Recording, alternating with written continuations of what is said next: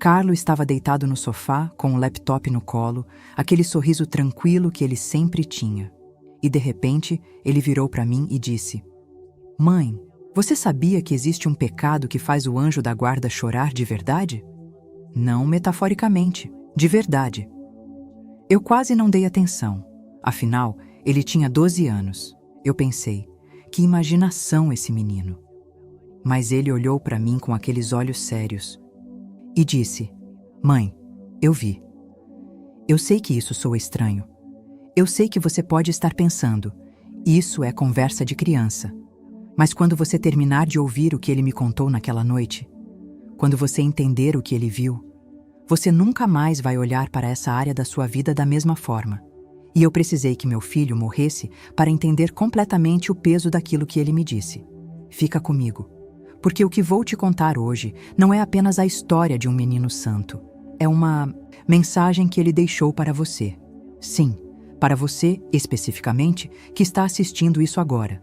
O menino que o mundo conheceu como o influenciador de Deus. O adolescente que catalogou milagres eucarísticos do mundo inteiro.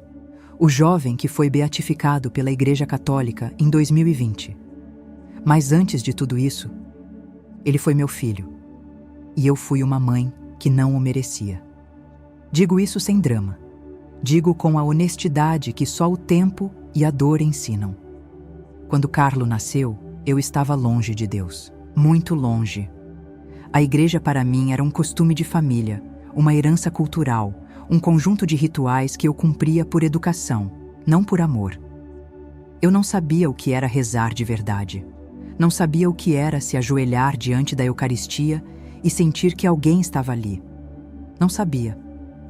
E foi meu filho quem me ensinou. Mas antes de chegar às lições, preciso te contar o que aconteceu naquela noite no sofá, porque Carlo não estava inventando. Ele tinha visto algo, e o que ele viu tem tudo a ver com você. Vou começar do começo, não do início da doença, não do hospital, mas do começo de verdade. Do dia em que eu percebi que estava criando alguém que eu não conseguia explicar. Carlo nasceu em Londres. Isso já é uma curiosidade que as pessoas acham estranha, porque ele é tão associado à Itália, a Milão, às ruas de Assis. Mas ele nasceu na Inglaterra. E desde pequeno havia algo diferente nele. Não estou dizendo isso porque sou mãe e toda mãe acha o filho especial. Estou dizendo porque as pessoas ao redor notavam. As babás notavam. Os professores notavam. Até estranhos na rua paravam e perguntavam alguma coisa sobre ele, com um olhar levemente confuso, como se não conseguissem nomear o que estavam percebendo. Ele era alegre, profundamente alegre. Não com aquela alegria superficial de criança que acabou de ganhar um brinquedo.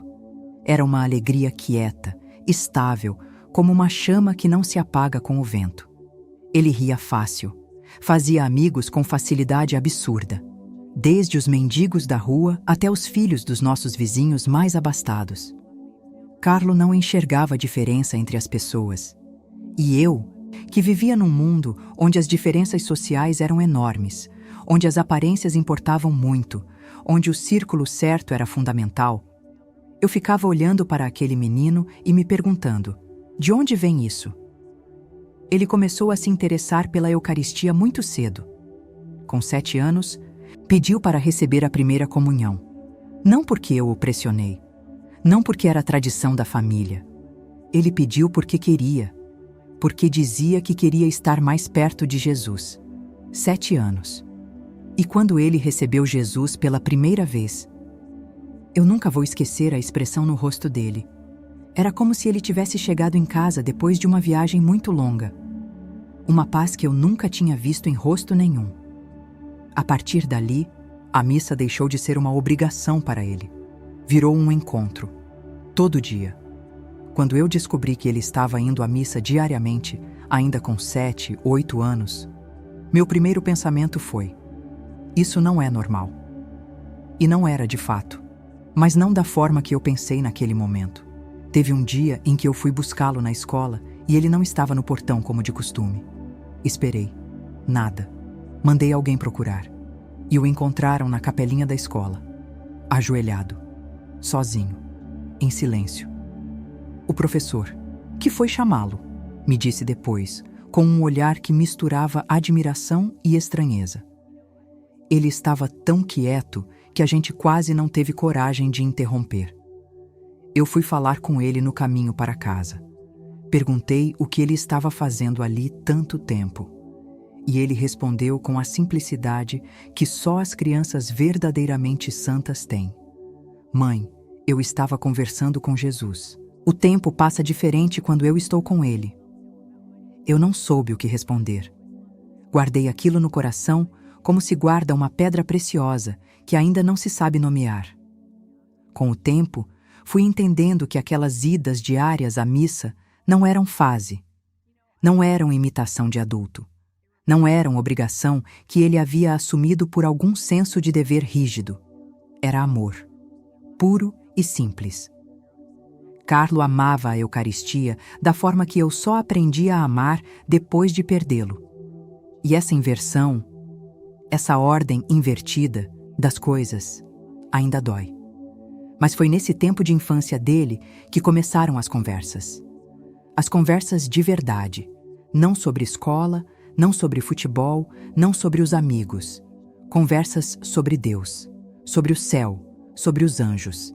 E foi nessas conversas que ele começou a me contar coisas que eu não sabia de onde vinham, coisas que, mais tarde, eu entenderia que não podiam ter vindo apenas de um livro ou de uma aula de catecismo.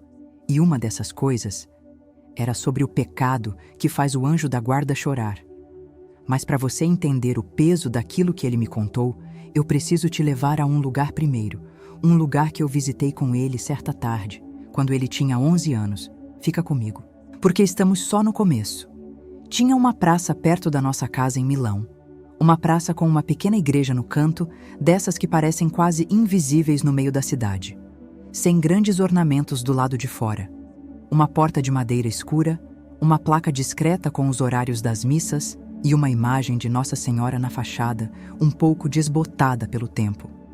Eu passava por aquela igreja todos os dias. E todos os dias eu não entrava, não por hostilidade, apenas por indiferença. Aquela porta era, para mim, parte da paisagem. Como o poste, como a banca de jornal, como o banco da praça onde os idosos sentavam para tomar sol. Presente, mas invisível. Um dia, Carlo estava comigo nessa caminhada. Ele devia ter uns 11 anos. E quando passamos pela igreja, ele parou. Simplesmente parou no meio da calçada. Eu continuei andando alguns passos antes de notar que ele não estava mais ao meu lado. Virei. Ele estava olhando para a porta da igreja com aquela expressão, como se estivesse escutando algo que eu não conseguia ouvir. Chamei. Carlo, vamos. Ele não me respondeu de imediato. Ficou mais uns segundos assim, parado, olhando. Depois virou para mim e perguntou: Mãe, a gente pode entrar, só por um momento? Eu suspirei. Tínhamos coisas para fazer. Compras, compromissos, a vida ordinária que engole as tardes de uma família. Mas algo no olhar dele me fez dizer sim. Entramos.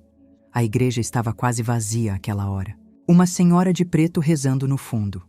Uma vela acesa diante de uma imagem de São José. O silêncio daquele tipo específico que só existe em igrejas antigas. Um silêncio que parece vivo, que parece respirar. Carlo foi direto ao sacrário. Aquela pequena porta dourada no altar, onde fica guardada a Eucaristia. Ele ajoelhou. E eu fiquei de pé atrás dele, sem saber muito o que fazer comigo mesma. Fiquei olhando para o meu filho ajoelhado. Fiquei olhando para aquela postura dele, ombros levemente inclinados para a frente, mãos juntas, cabeça baixa com respeito genuíno, e uma coisa me apertou por dentro de um jeito que eu não soube nomear naquele instante. Mais tarde entenderia. Era vergonha. A vergonha silenciosa de uma mãe que percebe que o filho sabe algo sobre Deus que ela ainda não aprendeu. Ficamos ali uns 15 minutos. Para mim pareceram uma eternidade, mas não de forma ruim, de forma estranha. Como se aquele silêncio estivesse me dizendo alguma coisa em uma língua que eu ainda não dominava. Quando saímos, eu perguntei para Carlo: O que você fica pedindo tanto para Deus quando fica aí ajoelhado? Ele pensou por um segundo. Depois respondeu: Não fico só pedindo, mãe. Fico escutando. Escutando. Essa palavra ficou em mim por dias, porque eu nunca tinha pensado em rezar como uma conversa de dois lados. Para mim, rezar era sempre falar, listar pedidos, agradecer por protocolo, cumprir uma obrigação espiritual. Mas escutar? Ficar em silêncio diante de Deus esperando que Ele dissesse algo? Isso nunca tinha passado pela minha cabeça. E foi um menino de 11 anos quem me ensinou isso. Precisei de muitos anos para entender que aquela tarde na pequena igreja de Milão foi um dos primeiros momentos em que Deus estava me chamando de volta. Usando a voz do meu filho, usando a postura de um menino ajoelhado, usando o silêncio de um sacrário para falar com uma mãe que nunca tinha aprendido a escutar.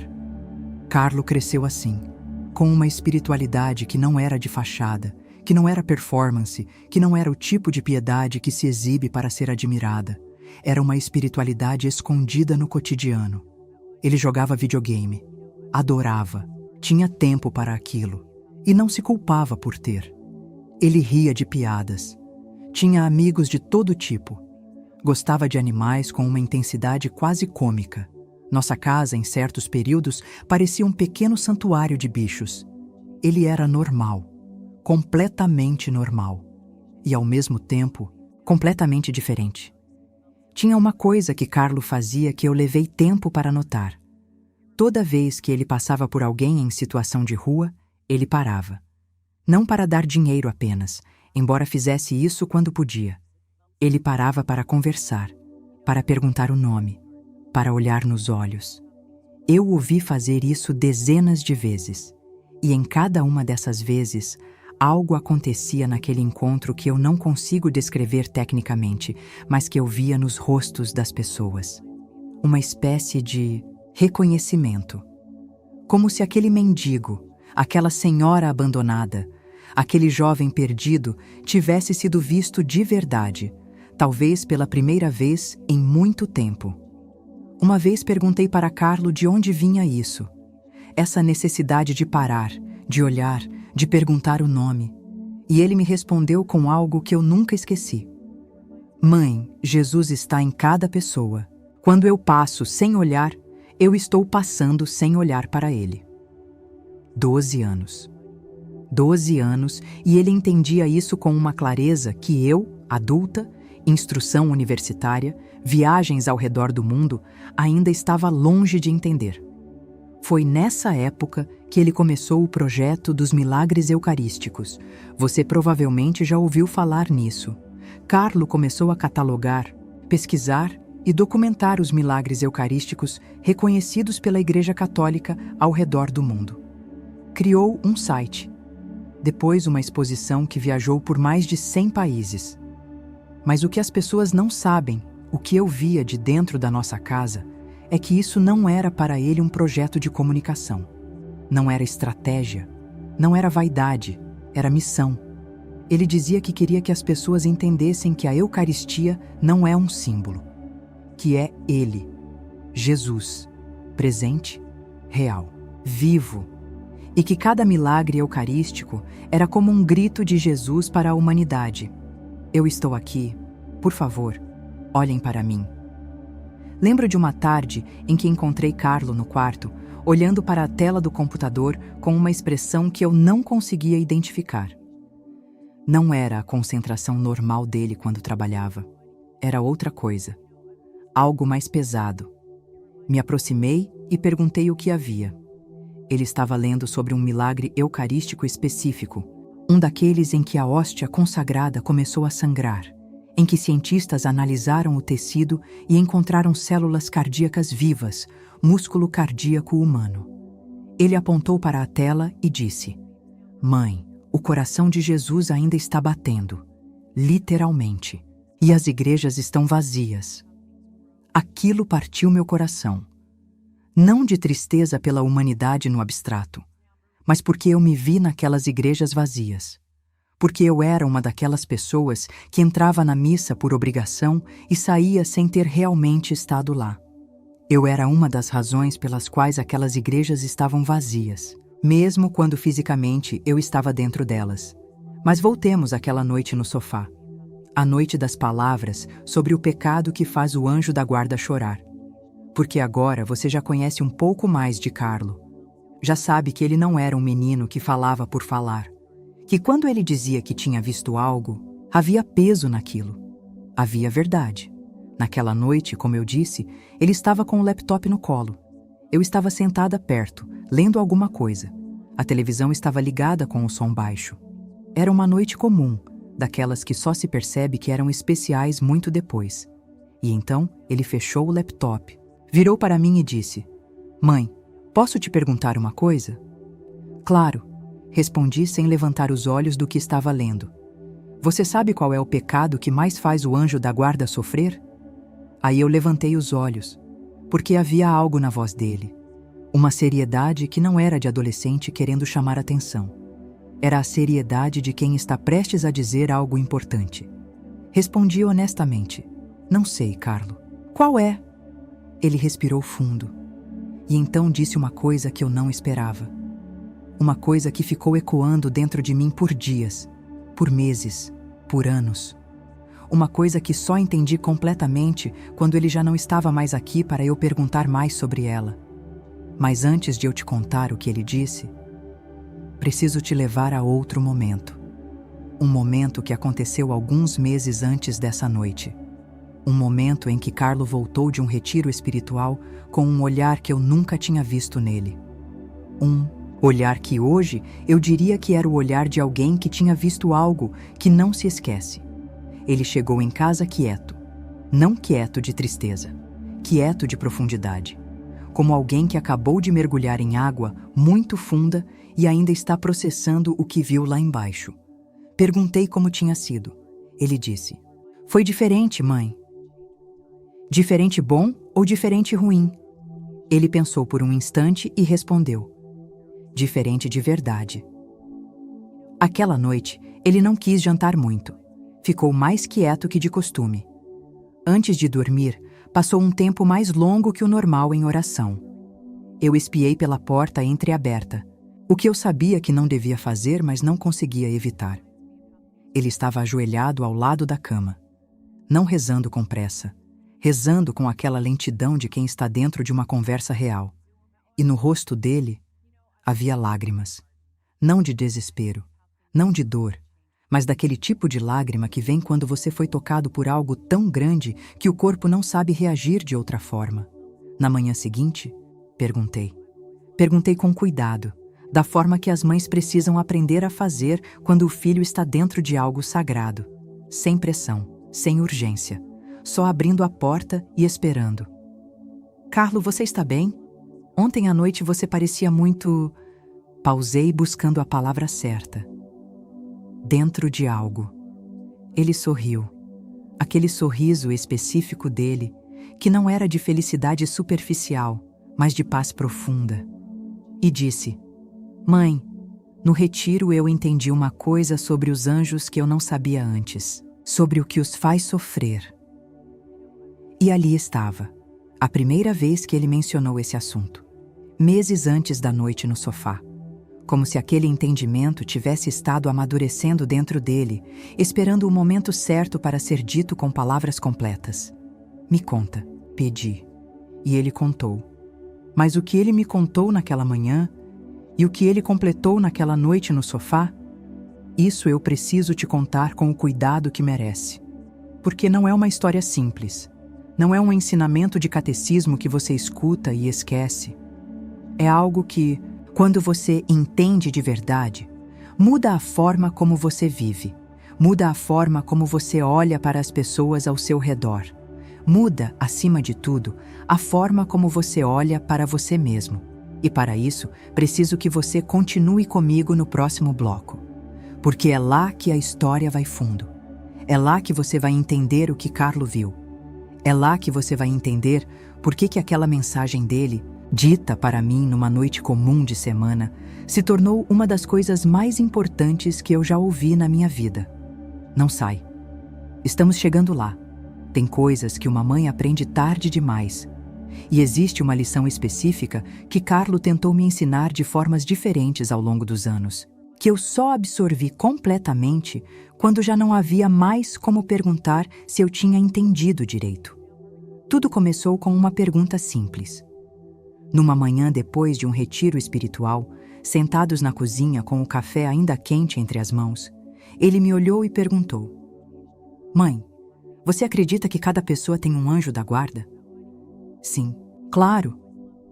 E você acha que esse anjo pode sofrer? Pausei. Porque essa segunda pergunta era diferente. A primeira era catecismo básico, mas a segunda pedia que eu parasse de tratar os anjos como conceito e começasse a tratá-los como realidade. No retiro, durante a adoração, ele disse: eu senti uma coisa, como se eu conseguisse enxergar por um segundo do lado deles, dos anjos. E o que vi me deixou muito triste. Por quê? Porque eles amam tanto as pessoas que guardam, e existe uma coisa que a gente faz que é como uma faca no coração deles. Que coisa, Carlo! Ele respirou fundo. Quando a gente se afasta da Eucaristia de propósito, mãe, não quando não pode ir, mas quando escolhe não ir, quando decide que não precisa, quando trata Jesus no sacrário como se ele não estivesse lá. O silêncio que se seguiu pesou. Pesou porque eu sabia exatamente do que ele estava falando. Eu era aquela pessoa. Havia semanas, às vezes meses, em que eu não recebia a comunhão. Não por impedimento real, mas porque simplesmente não priorizava. Carlo, você está falando de mim? Ele não desviou o olhar. Não com julgamento, com amor direto. Estou falando de muita gente, mãe. Mas sim, também de você. Aquilo abriu uma fresta dentro de mim. Pequena, mas uma fresta é suficiente para a luz entrar. Nos meses seguintes, esse assunto foi voltando, em conversas diferentes, em momentos diferentes, como se Carlo estivesse construindo algo dentro de mim, tijolo por tijolo, com paciência que ia além da idade dele. E então chegou a noite do sofá. Aquela noite que eu comecei te contando lá no início. Carlo fechou o laptop, virou para mim e disse: Mãe, o anjo da guarda de cada pessoa foi criado especificamente para ela. Não é genérico. Ele conhece cada detalhe, cada escolha, cada momento de fraqueza e cada momento de graça. E tem uma missão, uma só: levar aquela pessoa ao céu. Eu estava escutando de verdade. Mas o que mais o faz sofrer, continuou Carlo, não é quando a pessoa peca por fraqueza, não é quando cai e levanta. É quando olha para Deus e diz, mesmo sem palavras, só com as suas escolhas: eu sei que você está lá, mas outras coisas são mais importantes agora. Fui à janela. Fiquei olhando para a rua sem ver nada. Por dentro, estava acontecendo uma reorganização silenciosa. Virei para Carlo e perguntei: o meu anjo já sofreu assim por mim? Ele me olhou com aquela ternura séria que era tão dele. O anjo nunca desiste, mãe. Nunca. Mas sim, ele sente. E quanto mais você se aproxima de Deus, mais você alivia o coração dele. Porque você está facilitando o trabalho mais importante que ele tem. Que trabalho? Levar você ao céu. Aquela noite eu chorei sozinha no meu quarto. Pela mulher que eu havia sido por tantos anos. Pela indiferença com que tratei algo sagrado. E de gratidão. Por ter um filho que me amava o suficiente para me dizer a verdade. Mas a história não termina ali. Porque algumas semanas depois daquela conversa, Carlo começou a sentir uma fadiga que não passava. Uma canseira que ele descartava, dizendo que era coisa passageira. Mas nos dias antes da consulta médica, ele estava diferente. Não com medo, mas com aquela quietude de quem está se preparando para uma transição. Numa dessas noites, ele veio até mim e disse: Mãe, o que importa não é quanto tempo você vive. O que importa é como você usa o tempo que tem. Sorri. Disse algo como: que filosófico você está hoje. Ele sorriu de volta, mas o sorriso tinha uma profundidade que eu não soube ler naquele momento. 2 dias depois, o médico nos deu o diagnóstico: leucemia fulminante. Carlo tinha 15 anos. E o que aconteceu nos dias seguintes? O que ele disse? O que revelou como viveu aquelas semanas entre o hospital e o céu? Isso mudou não apenas a minha vida, mudou a vida de todos que estiveram por perto. Estamos chegando ao coração da história. Existe uma diferença entre saber que vai perder alguém e realmente acreditar nisso. Por dias eu soube, mas não acreditei. O diagnóstico estava ali, escrito em papel, assinado por médicos competentes. Leucemia fulminante, progressão rápida, prognóstico grave. Mas quando eu olhava para Carlo, não conseguia encaixar aquelas palavras naquele rosto. Ele não estava com medo. Isso era o que mais me desorientava. Qualquer mãe que já passou por algo parecido sabe que quando o filho não tem medo, você não sabe se consola ou se preocupa ainda mais. Porque ou ele não entendeu a gravidade, ou ele entendeu algo que você ainda não entendeu. No caso de Carlo, era a segunda opção. No segundo dia de internação, entrei no quarto e o encontrei com os olhos abertos, olhando para o teto. Não com angústia, com atenção, como quem está observando algo.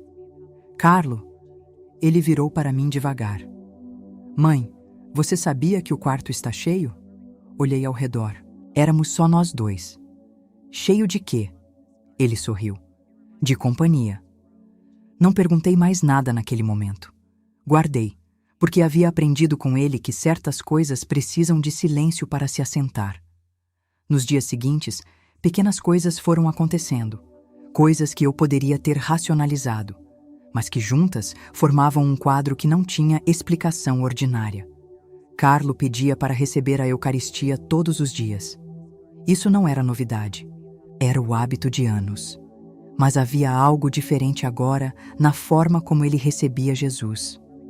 O padre entrava com a hóstia e Carlo ficava com os olhos fechados por minutos, imóvel, com uma expressão que não era de dor, não era de alívio, não era de nenhuma das coisas que o corpo de um adolescente doente normalmente expressa. Era paz, uma paz que eu via e não conseguia tocar.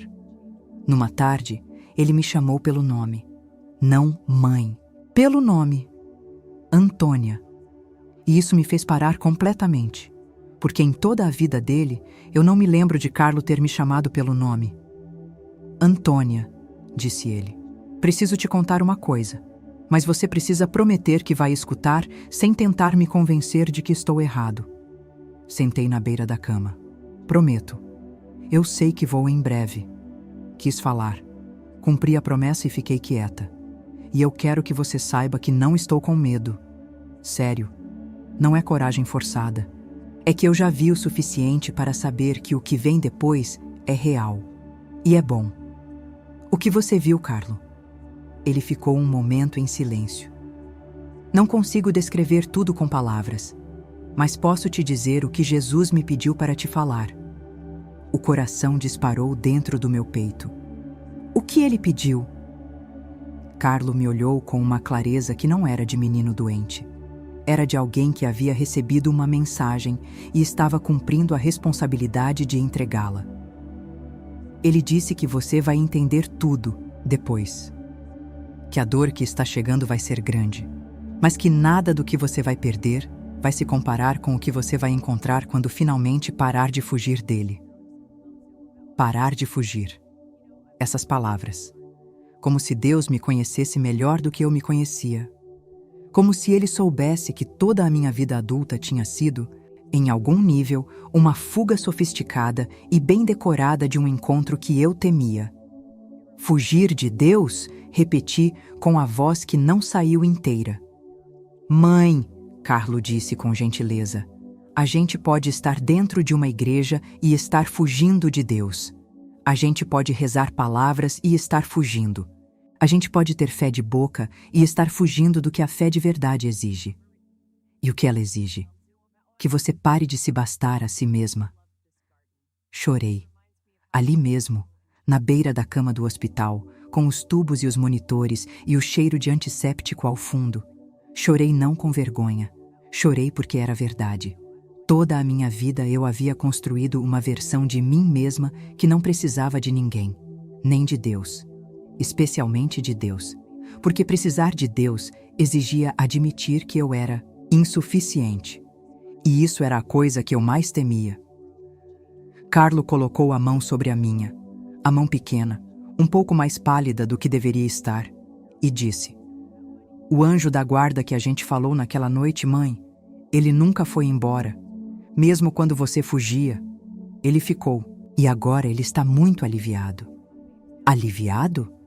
Porque você está chegando em casa." Não sei quanto tempo ficamos assim.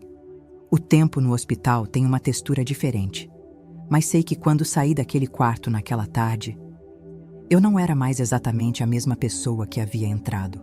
Nos dias seguintes, Carlo foi ficando mais fraco no corpo, mas de alguma forma, mais intenso em tudo o mais, como se a vida estivesse se concentrando nele à medida que o corpo cedia.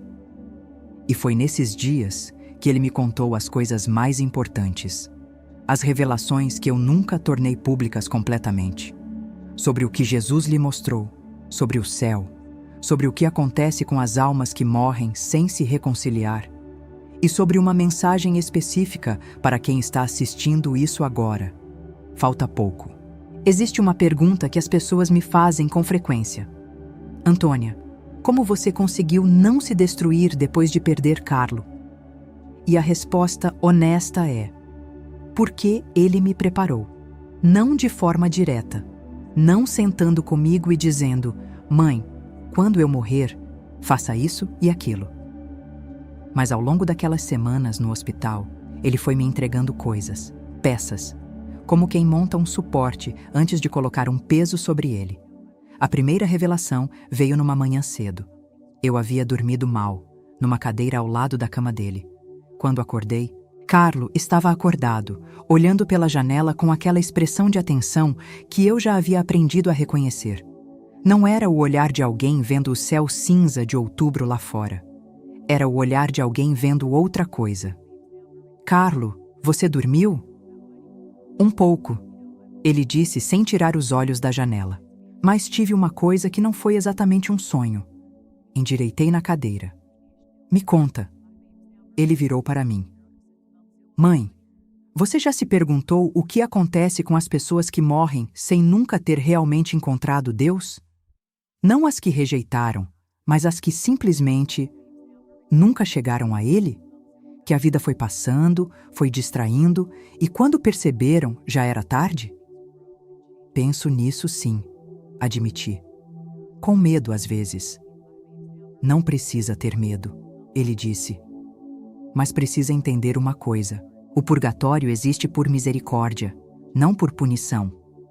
Aquela palavra, purgatório, uma das mais mal compreendidas de toda a fé católica, uma das mais evitadas nas conversas, mesmo entre católicos. "Eu vi, mãe", ele disse simplesmente. "Não tudo, mas o suficiente para entender." "O que você viu?" Carlo escolheu as palavras com cuidado. "Vi que há almas que chegam do outro lado e precisam de tempo, não porque Deus as rejeita, mas porque elas mesmas ainda não estão prontas para suportar a plenitude do amor dele." Pausou. "Imagina entrar numa sala de luz absoluta quando seus olhos passaram a vida inteira no escuro. Não é crueldade, é processo. E durante esse processo, elas sentem falta. Uma saudade de Deus que é ao mesmo tempo a coisa mais dolorosa e a coisa mais esperançosa que existe." Fiquei em silêncio processando aquilo. "E o que ajuda essas almas?" perguntei. "As orações de quem ficou", ele respondeu sem hesitar. "Cada missa oferecida por uma alma do purgatório é como abrir uma janela numa sala fechada.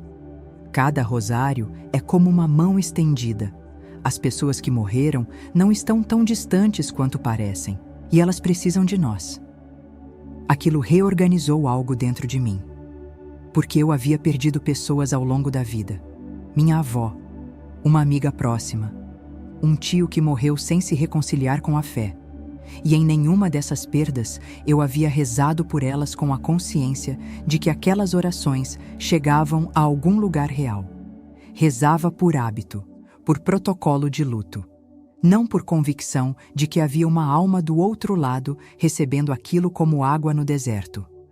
Carlo, disse eu, você está me dizendo que as pessoas por quem eu rezei, elas receberam? Ele me olhou com aquele sorriso que equilibrava ternura e seriedade. Mãe, nenhuma oração verdadeira se perde. Nenhuma. Isso não é poesia. É a estrutura de como as coisas funcionam do outro lado. Aquela manhã ficou em mim. Mas não foi a revelação mais profunda daquela semana. 2 dias depois, Carlo pediu para ficar a sós comigo por um tempo. Mandei a enfermeira sair, fechei a porta, sentei na beira da cama e ele disse: Mãe, eu preciso te contar sobre os anjos, de verdade. Não o que eu te contei naquela noite no sofá, o que eu vi aqui dentro. O coração acelerou. Aqui no hospital? Aqui no quarto, ele confirmou. Meu anjo está aqui, sempre esteve, mas aqui eu consigo perceber melhor. Como se o véu estivesse mais fino. O véu? Entre o que a gente vê e o que realmente existe. Respirei fundo. Me conta o que você vê. Carlo ficou um momento com os olhos fechados. Depois abriu e disse: O anjo da guarda não é uma figura decorativa, mãe. Ele é um guerreiro, literalmente. Ele luta por nós em dimensões que a gente não enxerga.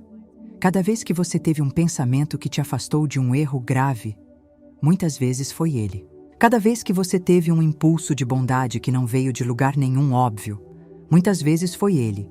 Ele trabalha o tempo todo, sem descanso, sem reclamação. E o pecado que te faz chorar? Perguntei. Aquele que você mencionou na noite do sofá? Tem mais? Carlo assentiu devagar. Tem uma camada que eu não te contei naquela noite, porque eu ainda estava processando. Me conta agora. Ele respirou. O pecado que mais machuca o anjo da guarda não é só o afastamento da Eucaristia. É o que está por baixo disso. É a indiferença. A indiferença espiritual.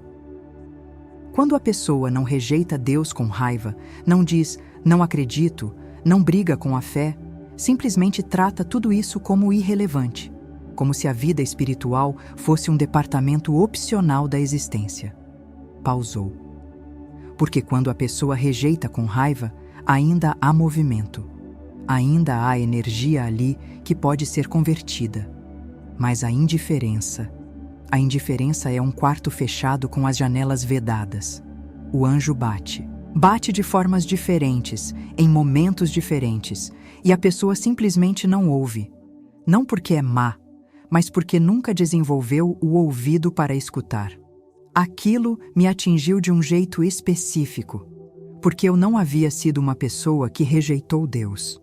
Eu havia sido uma pessoa indiferente, e a indiferença, aprendi naquele quarto de hospital, é mais difícil de curar do que a rejeição. Porque pelo menos quem rejeita sabe o que está rejeitando.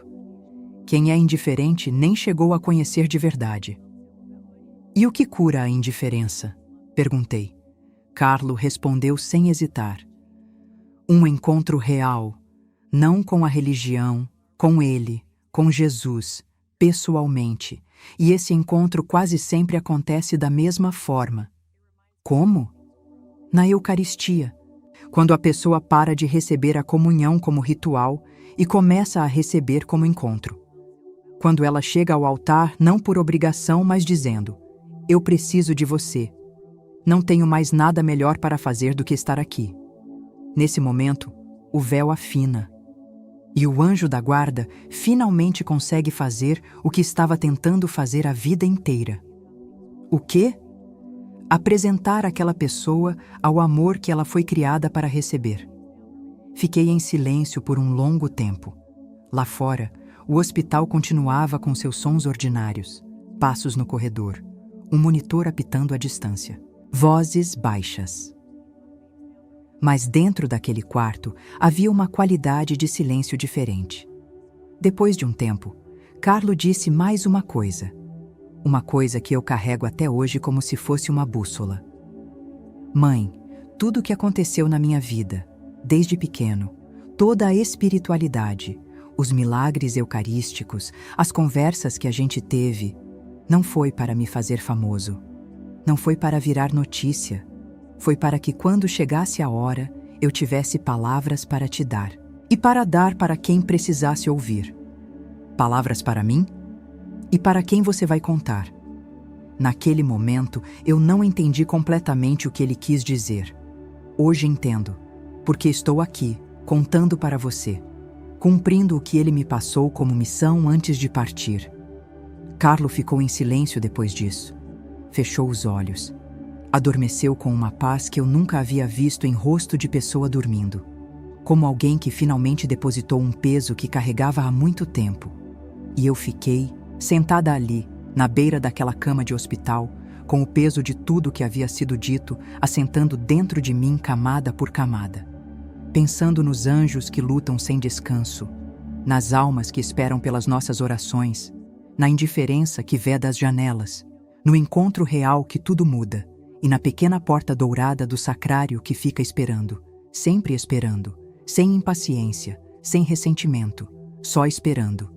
Mas havia uma última coisa que Carlo ainda ia me dizer. A mais importante de todas. Algo que ele guardou para os últimos dias. Como quem guarda a melhor parte para o final. Quase lá. Não sai agora. Havia uma coisa que Carlo ainda não tinha me dito.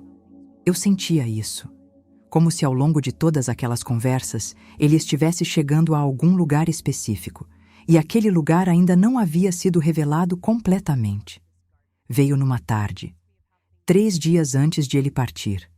Ele estava mais fraco. Mas os olhos estavam mais vivos do que nunca. Aquela contradição entre o corpo que cedia e o olhar que se intensificava era a coisa mais perturbadora e ao mesmo tempo mais bela que eu já havia testemunhado. Me chamou com um gesto leve da mão. Aproximei. Segurei a mão dele, e ele disse: Mãe, Jesus me mostrou uma coisa sobre as pessoas que estão longe dele, sobre o que elas realmente sentem por dentro, mesmo quando não admitem. O que ele te mostrou? Carlo fechou os olhos por um momento, depois abriu e disse: que a maioria das pessoas que se afastou de Deus não está com raiva dele, está com saudade, uma saudade que elas não sabem nomear. Uma saudade que aparece nos momentos de silêncio, nas noites difíceis, nas perdas que não têm consolo humano. Aquela sensação de que existe algo que deveria estar preenchido e não está. Pausou. Jesus me disse que essa saudade é o anjo da guarda trabalhando. É ele mesmo chamando. É a alma reconhecendo de longe a casa que abandonou. Algo partiu dentro de mim naquele momento. Porque eu reconheci aquela saudade. Havia sentido ela por anos sem saber o que era. Chamei de ansiedade, de insatisfação, de sede por coisas melhores, experiências maiores, relacionamentos mais profundos. Mas era isso. Era saudade de Deus. E eu não sabia o nome do que sentia. E o que a pessoa faz com essa saudade? Perguntei com a voz apertada. Carlo respondeu com uma simplicidade que me desarmou completamente. Vai à missa, mãe. Recebe Jesus. Para de esperar sentir antes de ir. Vai primeiro. O sentimento vem depois. Sempre vem. Aquelas palavras. Para de esperar sentir antes de ir. Vai primeiro. Foram as palavras mais práticas e mais profundas que meu filho já me disse. Porque eu havia passado anos esperando sentir algo para então me aproximar de Deus. Esperando a devoção aparecer espontaneamente antes de agir. E ela nunca vinha, porque a ordem estava invertida. Carlo, disse eu, você está com medo de morrer? Ele me olhou com aquela paz estranha e inabalável. Não, mãe, estou com saudade de casa. Mas a casa daqui também é real. Você é real. Que eu só vou quando ele chamar, não antes. E quando ele chamar? Sorriu. Vou de cabeça erguida, porque não deixei passar em branco. 3 dias depois, Carlo partiu. Em paz, com o mesmo sorriso tranquilo com que havia vivido. Como alguém que chegou ao fim de uma viagem que valia cada quilômetro. E eu fiquei, com um buraco no peito que nenhuma palavra preenche. Mas também com tudo que ele havia depositado em mim ao longo daquela vida breve e inteira. Especialmente aquelas últimas Palavras. Para de esperar sentir antes de ir. Vai primeiro. Elas me levaram de volta à Eucaristia. Não com fervor imediato, não com lágrimas de conversão cinematográfica, mas com um passo simples. Um passo de filha que finalmente chegou em casa e que descobriu que a porta nunca havia sido trancada, só estava esperando ser aberta. Você chegou até aqui, e eu não acho que foi por acidente. Talvez você esteja longe da igreja há um tempo. Talvez vá às missas, mas esteja indo no automático, sem realmente estar lá. Talvez nem se considere uma pessoa de fé, mas algo nessa história te prendeu. Seja qual for o seu caso, aquela saudade que Carlo descreveu, aquela sensação de algo que deveria estar preenchido e não está. Você conhece essa saudade. Eu sei que conhece. E eu vim te dizer o que meu filho me disse naquele quarto de hospital, com a mesma simplicidade com que ele disse para mim. Para de esperar sentir antes de ir. Vai primeiro. Não precisa estar com tudo resolvido. Não. Precisa ter a fé perfeita. Não precisa entender tudo. Vai do jeito que você está, com as dúvidas, com o cansaço, com os anos de distância. Entra numa igreja, ajoelha diante do sacrário e fica em silêncio. Só isso. Porque Jesus não está esperando a versão melhorada de você. Está esperando você. Carlo viveu 15 anos. E em 15 anos fez mais pelo reino de Deus do que muitos fazem em 90. Não porque era extraordinário nas coisas grandes, mas porque era fiel nas coisas pequenas. A missa diária. O olhar para cada pessoa. A oração que não era performance. O amor que não precisava de plateia. Antes de partir, ele me disse uma última coisa. Uma coisa que não contei ainda. Mãe, quando você contar minha história para as pessoas, não conta para impressionar. Conta para que elas voltem para casa. Então é isso que eu estou fazendo. Não vim impressionar ninguém. Vim te dizer que a porta está aberta, que o anjo que luta por você não desistiu, que a saudade que você sente tem nome, e que o nome é Jesus. Se essa história tocou algo em você, me conta nos comentários. Não precisa ser uma grande declaração. Pode ser uma palavra só, mas escreve. Porque Carlo dizia que toda alma que se move em direção a Deus é uma vitória que ressoa em dimensões que não enxergamos. E eu quero celebrar cada uma dessas vitórias com você. Compartilha esse vídeo com alguém que está longe, não com cobrança, com amor, do jeito que Carlo fazia, abrindo uma porta e esperando. E se você ainda não está inscrito nesse canal, faz isso agora, porque há muito mais histórias para contar. E Carlo ainda tem muita coisa a dizer. Que Deus te abençoe e que seu anjo da guarda finalmente descanse um pouco.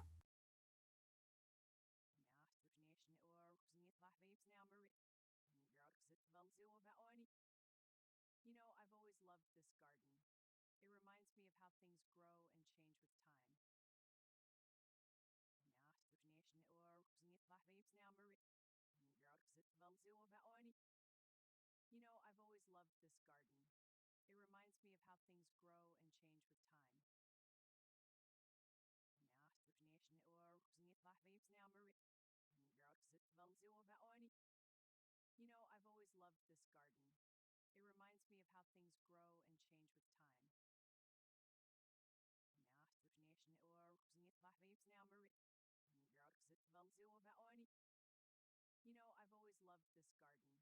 It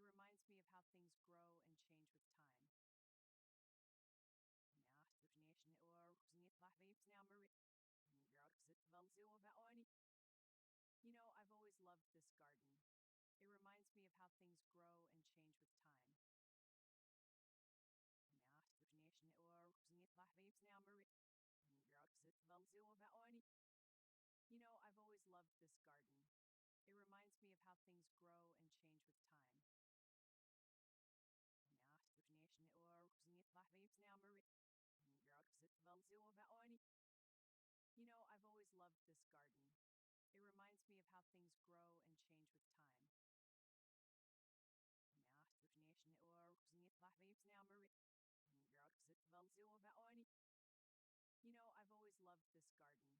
It reminds me of how things grow and change with time. I've always loved this garden.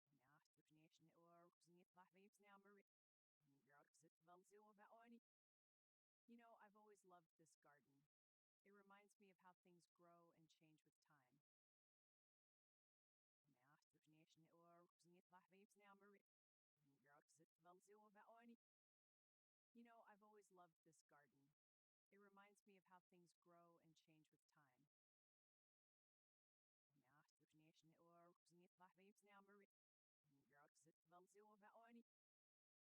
I've always loved this garden. It reminds me of how things grow and change with time.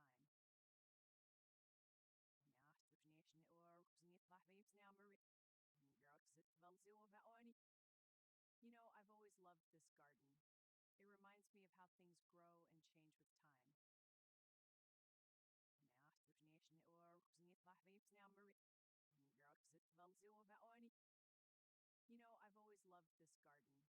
It reminds me of how things grow and change with time. I've always loved this garden. It reminds me of how things grow and change with time. I've always loved this garden. It reminds me of how things grow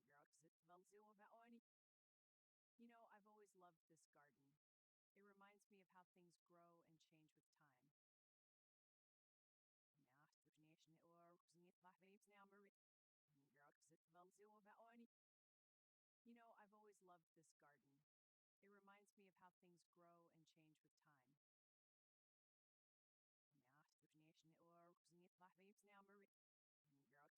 with time. I've always loved this garden. It reminds me of how things grow and change with time.